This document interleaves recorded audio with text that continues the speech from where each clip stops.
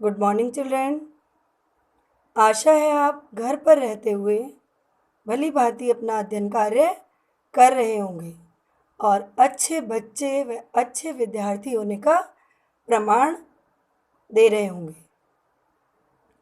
आज का हमारा विषय है कक्षा 9 विषय हिंदी एकांकी संचय के अंतर्गत पाठ 2 बहू की विदा। इसके एकांकीकार हैं विनोद रस्तोगी जी। विनोद रस्तोगी जी का परिचय। विनोद रस्तोगी जी हिंदी साहित्याकाश के ऐसे जगमगाते नक्षत्र हैं जिनके आलोक से समस्त हिंदी साहित्याकाश प्रकाशमान हो उठा। इन्होंने एकांकी, निबंध, कहानी अनेक विधाओं पर अपनी लेखनी चलाई। इनके विषय सामाजिक, सांस्कृतिक, धार्मिक आदि होते हैं। बहू की विदा भी इसी प्रकार का एक सामाजिक एकांकी है जिसमें उन्होंने दहेज प्रथा की समस्या को उजागर किया है व दूर करने का प्रयास किया है। आइए जानते हैं एकांकी की कथा वस्तु अर्थात इसमें क्या दर्शाया गया है। जैसा कि इसके नाम से ही स्पष्ट होता है, बहू की विदा। इसमें एक बहू है जिसका नाम कमला है। उसके विवाह के उपरांत पहले सावन के अवसर पर उसका भाई प्रमोद उसकी ससुराल से ले जाने के लिए ससुराल से मायके ले जाने के लिए आता है, अर्थात ससुराल से विदा कराने के लिए आता है। इसी तथ्य को इस एकांकी का विषय बनाया गया है। वह दर्शाया गया है कि मायके वालों द्वारा पर्याप्त दहेज न देने के कारण बारातियों का स्वागत, खातिरदारी अच्छे से न होने के कारण कमला के ससुर, कौन है कमला के ससुर? जीवनलाल, बहुत नाराज हैं। क्यों नाराज है? क्योंकि कमला के मायके वालों ने बारातियों का स्वागत सत्कार अच्छे से नहीं किया। इससे उनकी भरी बिरादरी में बेइज्जती हो गई। उनकी मान प्रतिष्ठा को जो ठेस पहुंची है, इससे उनके हृदय पर आज भी घाव हरे हैं। घाव अर्थात ये जख्म है, ये ठेस पहुंची है कि पुत्र के विवाह में कन्या पक्ष वालों ने अच्छे से बारातियों का स्वागत नहीं किया, पर्याप्त दहेज नहीं दिया। इससे उनकी मान प्रतिष्ठा को ठेस पहुंची है। कारण तो यह एक कारण है। अब इस कारण के परिणाम स्वरूप, कारण था दहेज ना देना, इसके परिणाम स्वरूप अब आगे की कथा वस्तु इसके परिणाम स्वरूप होती है। जीवनलाल कमला के ससुर प्रमोद को, जो कि कमला का भाई है, कमला को पहले सावन के अवसर पर उसे लिवाने के लिए उसकी ससुराल आया है। तो जीवनलाल प्रमोद को खरी खोटी सुनाते हैं। दोनों में बातचीत होती है। प्रमोद कहता है, हमने अपनी हैसियत के अनुसार अच्छे से अच्छा किया। इस पर जीवनलाल व्यंग करते हुए कहते हैं, यदि हैसियत नहीं थी तो अपनी बराबरी का घर देखते। एकांकी में इस प्रकार के संवाद दिए हुए हैं। छात्रों, ध्यान देने योग्य बात है कि संवादों को ध्यानपूर्वक पढ़ेंगे, क्योंकि कथा वस्तु, कहानी आसानी से समझ में आ जाती है, किंतु जब संवादों के आधार पर प्रश्न पूछे जाते हैं तो उनके उत्तर आप तभी दे सकते हैं जब आप संवादों को भली भांति पढ़ेंगे, घटनाओं को पढ़ेंगे कि इससे पहले क्या हुआ, इसके बाद क्या हुआ।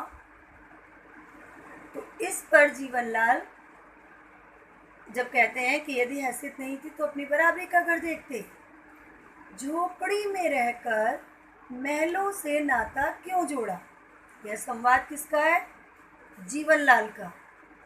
यहाँ प्रश्न किया जा सकता है कि कथन का संदर्भ स्पष्ट कीजिए। झोपड़ी अर्थात कमला के मायके वालों के स्तर को प्रकट करने के लिए प्रयुक्त हुआ है और महलों अर्थात जीवनलाल जैसे धनाढ्य व्यक्तियों के लिए प्रयुक्त हुआ है। उसी समय जीवनलाल जो धन को रिश्तों का आधार मानते हैं, अहंकार व अभिमानवश प्रमोद से उस घाव के शब्दों को ध्यानपूर्वक देखेंगे, ये शब्द एकांकी में प्रयुक्त हुए हैं। उस घाव के मरहम के रूप में 5,000 रुपये की रकम देकर कमला की विदाई कराने की बात कहते हैं। दोनों में बात होती है। प्रमोद कई ऐसी बातें कहता है कि इस बार भेज दीजिए किंतु जीवनलाल तटस्थ बने रहते हैं और अपने अभिमान को दर्शाते हैं, अपने धनी होने को दर्शाते हैं।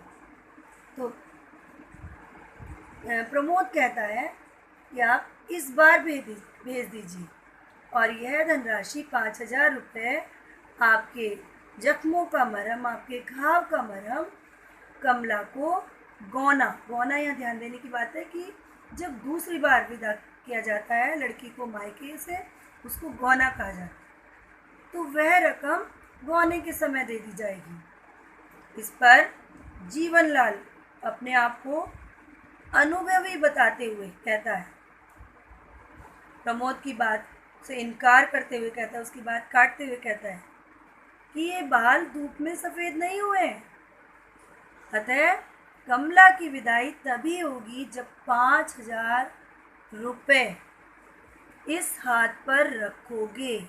कौन कहता है ये कथन? कौन है इस कथन का वक्ता? जीवनलाल।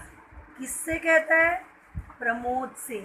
तो आपसे प्रश्न किया जा सकता है कि कथन का संदर्भ स्पष्ट कीजिए, किस परिस्थिति में कहा गया है कथन, क्यों कहा, तो तब आप पूर्ण उत्तर देंगे।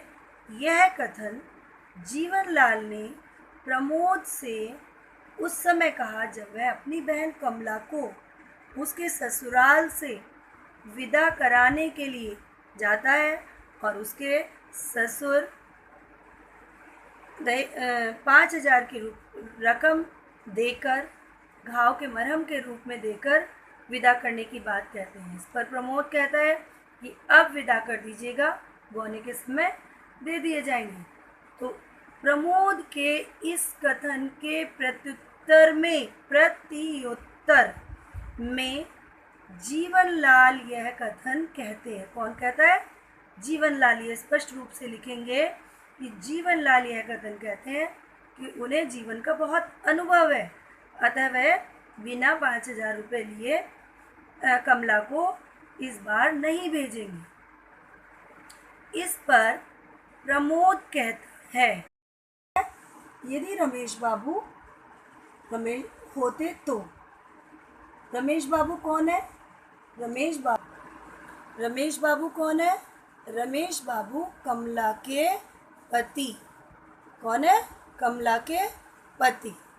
एक बार फिर से यहाँ देखेंगे, कमला से सभी का संबंध, प्रमोद कमला का भाई, जीवनलाल कमला के ससुर, रमेश बाबू कमला के पति।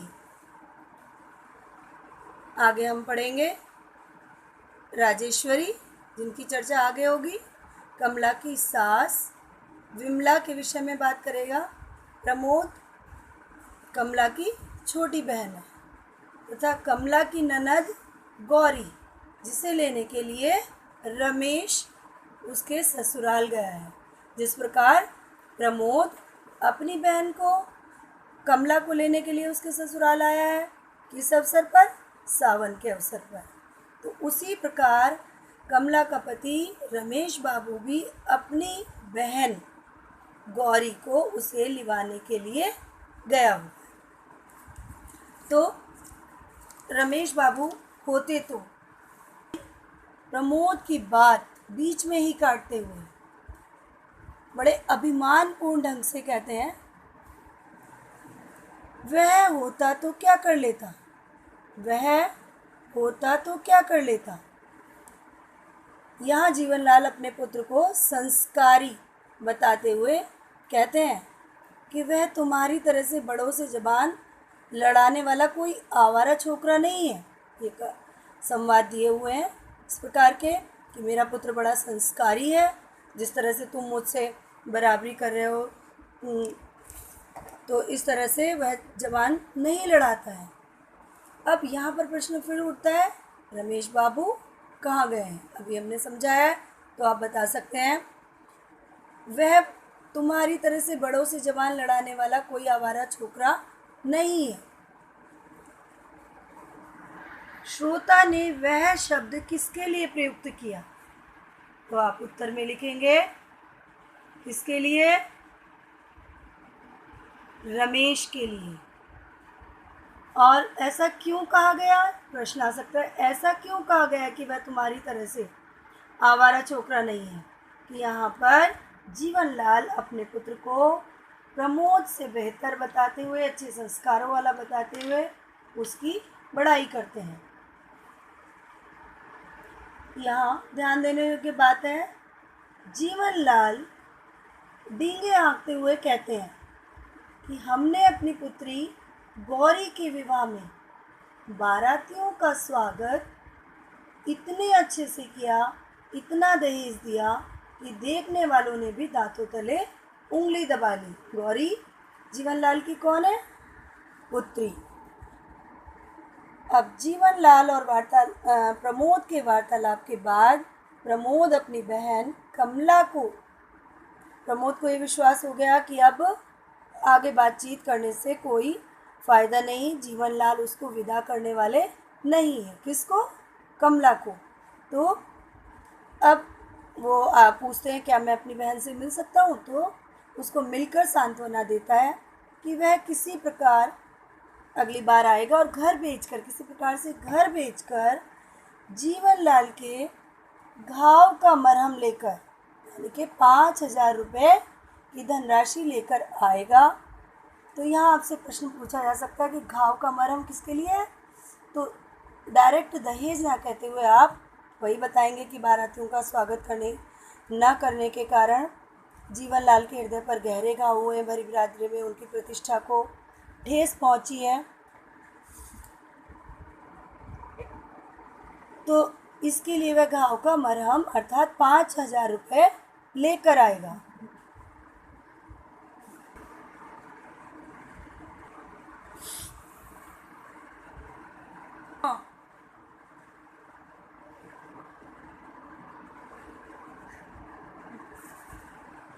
तब उसे विदा कराकर ले जाएगा, अपनी बहन को सांत्वना देता है और रोने से मना करता है। और क्या कहता है? यहाँ पर संवाद आया है, रो मत बहन, रो मत कमला, यहाँ इन आंसुओं का, इन मोतियों का मोल समझने वाला कोई नहीं है। पत्थर पर जोंक नहीं पिघलती, पत्थर पर पानी नहीं पिघलता। अर्थात वो कहता है कि ये पत्थर हृदय वाले लोग हैं, ये तुम्हारे आंसुओं को नहीं समझेंगे। अब कमला जब यह सुनती है कि किसी प्रकार से प्रबंध करेगा अर्थात वह घर भेजेगा, तो कमला इसका विरोध करती है और कहती है कि आपको विमला, जो कमला की छोटी बहन है, उसका भी विवाह करना है, तो भैया आप मेरी चिंता मत करो। और साथ ही वह अपने घर के ससुराल के विषय में बताती है कि यहाँ मैं कुछ समय बाद सब कुछ ठीक हो जाएगा, माताजी बहुत अच्छे व्यवहार की हैं, गौरी दीदी आ रही हैं, उसकी ननद आ रही हैं, तो इसलिए आप मेरी खुशी की चिंता मत करो, मैं ठीक हो जाऊँगी, सब सकुशल हो जाएगा, इसलिए आप इतना बड़ा फैसला मेरे लिए मत लेना। अब प्रमोद उसी बीच में, जब प्रमोद और कमला बातें कर रहे हैं, मिल रहे हैं, तो उन्हीं दोनों के वार्तालाप के बीच में राजेश्वरी, जो कमला की सास है, तो राजेश्वरी का प्रवेश होता है। वह कहती है, लो मैं देती हूँ तुम्हें 5,000 रुपये। उन्हें देने के लिए कहती है, जो कागज के टुकड़ों किसको कहा गया है? रुपयों को, धन को इंसानों से अधिक मानते हैं। यहाँ पर राजेश्वरी कमला की सास का आदर्श सास के रूप में रूप मुखरित हुआ है। तभी रमेश बिना गौरी को विदा कराए लौट आता है। राजेश्वरी अधीर हो उठती है। जीवनलाल की व्याकुलता बढ़ जाती है, साथ साथ क्रोध भी आने लगता है, और तब उसकी आंखें खुलती हैं। वार्तालाप से पता चलता है कि रमेश द्वारा बताया जाता है। कब आंखें खुलती हैं? जब रमेश बताता है कि गौरी के ससुराल वालों ने पर्याप्त दहेज न देने के कारण गौरी को विदा करने से मना कर दिया। किस लिए? यानी कि गौरी के ससुराल वालों ने भी वही कारण दिया कि पर्याप्त दहेज नहीं दिया गया। तो यहाँ यह बात ध्यान देने योग्य है कि लड़के वालों की दृष्टि में दहेज, यहाँ लेखक यह प्रकट करना चाहता है कि दहेज कितना भी दिया जाए, लड़के वालों की दृष्टि में वह कम ही रहता है। जिसे जीवनलाल सोच रहे थे कि हमने बहुत अधिक दहेज दिया है, अच्छे से विवाह किया है, तो वही गौरी के ससुराल वालों को वह कम लगता है। इस प्रकरण के माध्यम से लेखक ने बताया है कि जीवनलाल अपनी भूल सुधार लेते हैं, उनकी आंखें खुल जाती हैं, और यही एकांकीकार का उद्देश्य है। तो एकांकी के तत्वों के आधार पर हम बहू की विदा की परख करते हैं। तो उद्देश्य, एकांकी का उद्देश्य दहेज लेने व देने की प्रथा का खंडन करना। दहेज को, धन को रिश्तों का आधार मानना अनुचित है। वह बहू बेटी में भेदभाव नहीं करना चाहिए। इस प्रकार के संदेश लेखक ने इस कहानी के माध्यम से दिए हैं। अतः एकांकीकार अपने उद्देश्य को स्पष्ट करने में पूर्णतः सफल होता है। अब कथानक के अगली कक्षा में कथानक के पात्र एवं चरित्र चित्रण की दृष्टि से विचार करेंगे। गृह कार्य: एकांकी संचय पुस्तिका से एकांकी को पुनः ध्यानपूर्वक पढ़ेंगे। अभ्यास पुस्तिका से शब्दार्थ एवं एकांकी का उद्देश्य क्लास वर्क कॉपी में लिखेंगे। धन्यवाद।